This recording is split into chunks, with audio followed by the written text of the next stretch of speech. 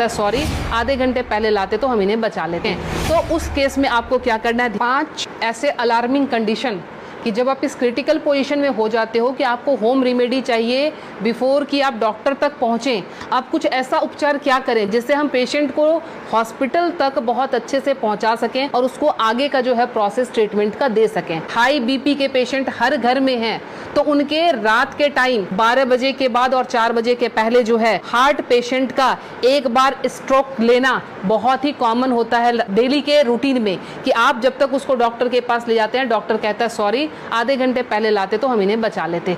तो वो time spam आपको कैसे बढ़ाना है ताकि हम मरीज को ट्रीटमेंट दे सकें। तो उस केस में आपको क्या करना है, ध्यान रखें, ये जो हमारे फिंगर्स के सामने ये नाखून जो मैं पॉइंट कर रही हूँ, इस पॉइंट को आप लोकेट करके ध्यान से देखें, ये हमारे बाइलेटरल है, मतलब दोनों ही हाथों की उंगलियों पे हम इसको इस्तेमाल कर सकते हैं।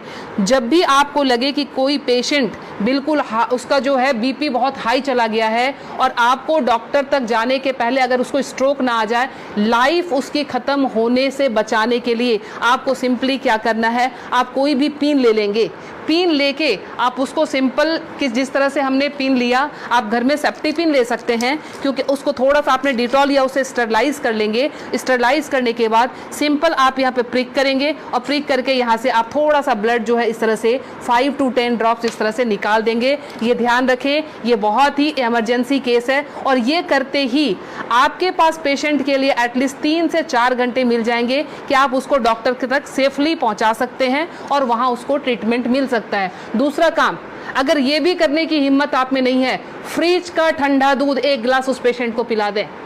ठंडा दूध पिलाते ही आपके पास ड्यूरेशन बढ़ जाएगी, आप 2 घंटे तक हॉस्पिटल के अंदर उनको लेके आप जा सकते हैं। ध्यान रखें। दूसरी हमारी अलार्मिंग कंडीशन जो होती है वो होती है एसिडिटी की। एसिडिटी समटाइम्स इतना हाई हो जाता है कि रात को सोना मुश्किल, सीने में जलन और भारीपन, उस केस में भी लगता है जैसे हमें हार्ट की प्रॉब्लम आ रही है। उसमें क्या करेंगे, उस केस में कि हमने इस पॉइंट को, एसिडिटी के केस में आपने इस पॉइंट को लेना। पॉइंट लोकेट कैसे करेंगे, तो आपने इस तरह से अपने थंब के इस वाले पॉइंट को, फर्स्ट पोर को यहाँ से मेजर कर लेंगे, खोल के यहाँ से मेजर करके आपका जहाँ ये टच हो रहा है यहाँ से आपने इसको प्रेस करना शुरू किया। 20 to 30 टाइम्स इसको आप डीप प्रेस करेंगे। एसिडिटी बन रही है या फिर सर दर्द हो रहा है एक्सट्रीम पोजीशन पे, आपको उस समय वो रिलैक्स देना शुरू कर देगा, क्योंकि जब जलन होती है आपके बब्स निकलते नहीं है, इसीलिए वो यहाँ पे अटैक कर रहा होता है, जिससे पेन आना शुरू हो जाता है। तो आपको क्या करना है, इसको प्रेस करेंगे, आपको रिलैक्सेशन होना शुरू हो जाएगा। तीसरी चीज़, हमारे मोशन सिकनेस या हम ट्रैवल कर रहे हैं तो हमें वॉमिटिंग आती है, या जनरल केस में भी अगर वॉमिटिंग आती है या नॉजिया रहती है, वॉमिटिंग टेंडेंसी, वॉमिटिंग आ नहीं रही है बट ऐसा लगता है कि वॉमिटिंग आएगी, इस केस को हम कैसे हैंडल करेंगे।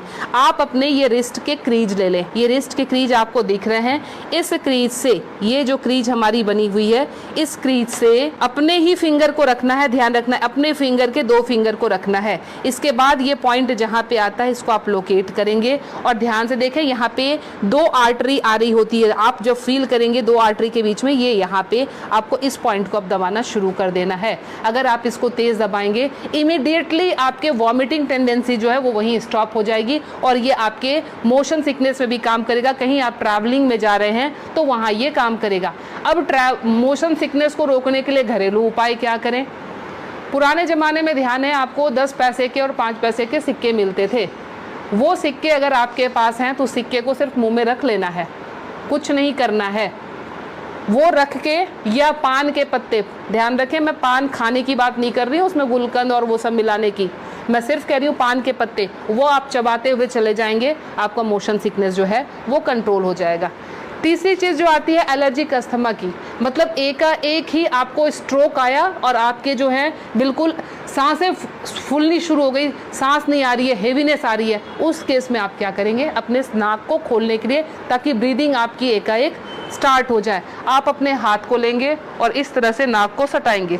नाक की टिप जो है हाथ के जिस पार्ट को टच कर रही है उसको दबाना शुरू करेंगे और ये बहुत पेनफुल होता है, ध्यान रखें। आप अपने आप भी इसको दबा नहीं पाएंगे, बहुत ज़्यादा पेन होता है। हमने पेशेंट को ऐसे किया, ये टिप जहाँ पे आया, और ये 90% पेशेंट को ये पेनफुल वैसे भी होता है। आप उठा लीजिए, अब ये यहाँ पे इनका टच हुआ था, ये जब हम दबाएंगे 90% पेशेंट को वैसे भी, क्योंकि हल्के हल्के एलर्जी की प्रॉब्लम इन दिनों महामारी के बाद लंग्स सबके वीक हुए हैं, तो सबके जो है ये प्रॉब्लम रहती ही रहती है।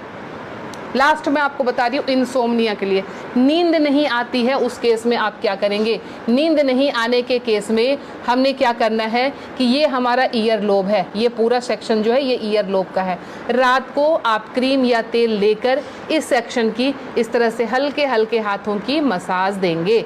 ये हल्के हल्के हाथों की मसाज देंगे, इससे आपको नींद आनी अच्छी शुरू हो जाएगी। साथ में और क्या इंक्लूड करें, हमारा जो टॉप ऑफ द हेड है, बिल्कुल सर का ऊपरी सिरा, यहाँ पे आप टैपिंग करेंगे। टैपिंग करने का मतलब हल्का हल्का आप इसको ठोकते जाएं, ये इसको वाइब्रेट करें। वाइब्रेट करने का मतलब आप यहाँ से जो है एनर्जी हमारे जा रही है नीचे, क्योंकि आपको पता है ये माउंटेन बना हुआ है, यहाँ से एनर्जी का फ्लो शुरू होता है, तो ये एनर्जी जो है पूरी जगह जाएगी और आपको बिल्कुल काम कर देगी, शांत कर देगी। तो ये 5 अलार्मिंग पॉइंट्स आपको हमेशा के लिए याद रखना है। पता नहीं आज आपने देखा, भूल गए, कल आपको जरूरत पड़ जाए, तो इसलिए आप प्लीज़ इसे सेव कर लें, अच्छे से देख लें और समझ जाएं, और अपना ट्रीटमेंट एमरजेंसी केस में ज़रूर कर लें। मैं Leena Shrigyan, naturopathy and alternative therapy expert, Nai Delhi से। मुझसे मिलने के लिए